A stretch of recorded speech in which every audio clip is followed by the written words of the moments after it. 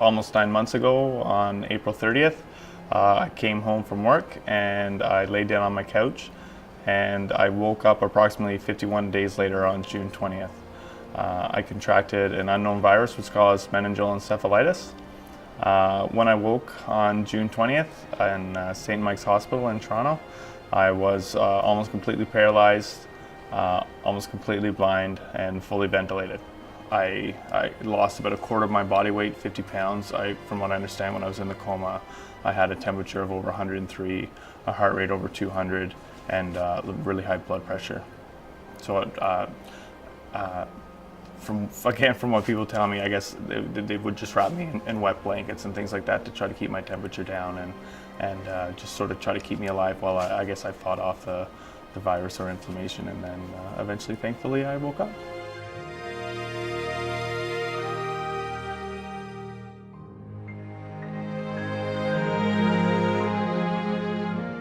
The hospital that Matthew was at had kind of got to the realization that they were at a bit of a roadblock with his ventilation and were concerned about how they were going to get him off the ventilator.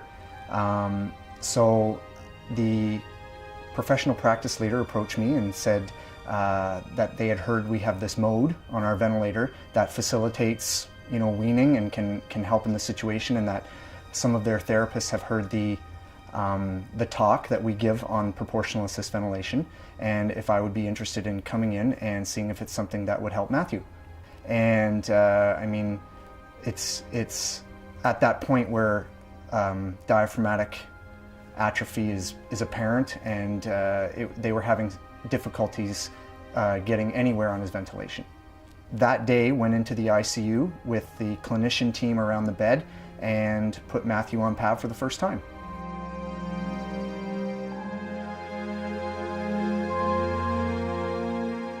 And I remember his first day on PAV, he found it just the look on his face, like anguish. It was so hard for him to take the appropriate amount of breaths and to push it and do it on his own. It was quite startling to see Matt, the strong guy, be in a state where he couldn't breathe on his own. But through PAV, we were able to watch him progress throughout different stages, different milestones, and different phases of being able to breathe a certain percentage on his own.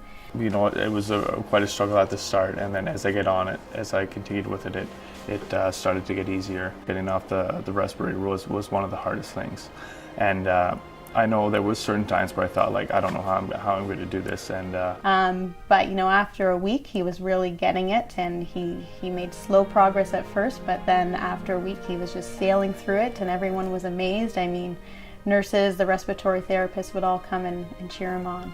And after a total length of time of 3 weeks, I spoke to the clinicians and was informed that Matthew was off the ventilator, decannulated, and was able for us to come in and talk to him. Hello. Hi, Maddie. Hi, Roger. It's July the 30th, 2012. You've had a long go with some crazy virus, and here we are in your recovery. So this is what you look like. I'll go really close to your face. Oh, it's not zooming any closer. This is what you look like. You're still really handsome, just a little bit skinny. Thank you. We're looking pretty good. Hi. At that point, they deflated the balloon in my trach, which would stop the air from coming out my mouth and nose.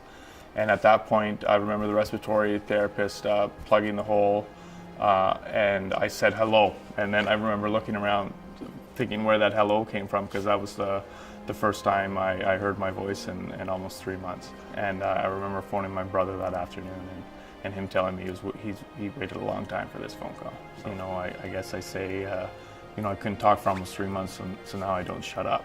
There is no doubt that Matthew was going down the road of being a home ventilated patient. If nothing was done, it's not to say he would have been, because he's young, but all signs were pointing to him being a chronic ventilator forever.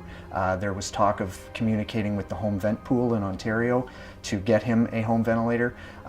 So this was liberating. This saved Matthew's life.